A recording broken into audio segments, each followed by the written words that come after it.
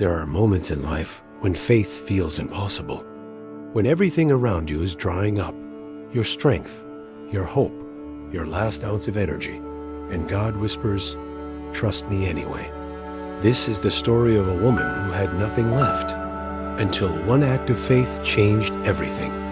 The land was silent. No rain got no crops. No life. The sky itself looked like iron. People cried out for food, but heaven seemed to stay quiet. In the middle of that drought, God spoke to a prophet named Elijah, a man who trusted God's voice even when it led him into the unknown. "Go to the town of Zarephath," God said. "There, a widow will feed you." Now think about that. A widow, someone who herself was barely surviving. Yet God had already written her into a miracle she didn't even know was coming. When Elijah reached the town, he saw her. She was frail, tired, gathering a few dry sticks, the kind you'd use for a final fire. Elijah called out, "Please, bring me a little water," and a piece of bread. She froze, her eyes filled with pain. She said, "As surely as the Lord your God lives, I have no bread, only a handful of flour in a jar and a little oil in a jug. I'm gathering sticks to make one last meal, and then my son and I will die." Imagine that. She's standing there, staring at her final handful of flour, and here's this prophet asking her to give part of it away.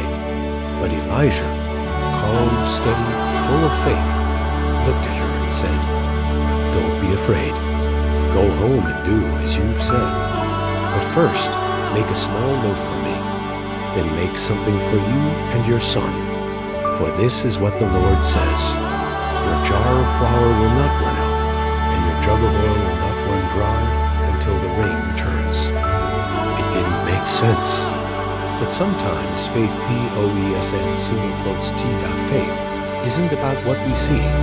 It's about what we trust. So she turned and did as Elijah said.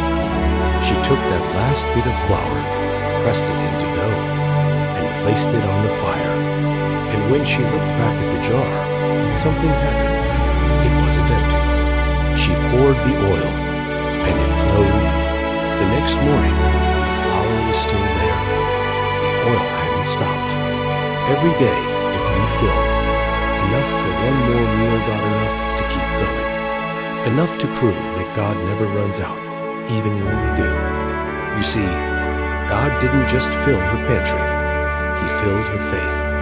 He showed her that obedience in the dry season leads to overflow in the next.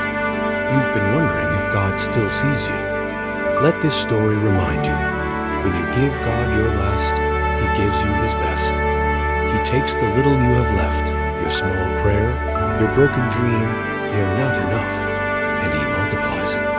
Because miracles don't always start in palaces. Sometimes they start in empty kitchens, with a jar of flour and a heart that dares to believe. If this story touched your heart, type, "God, I trust you," in the comments below. Let's fill the feed with faith today. And if you've ever seen God provide for you when you have nothing left, share your story. Someone scrolling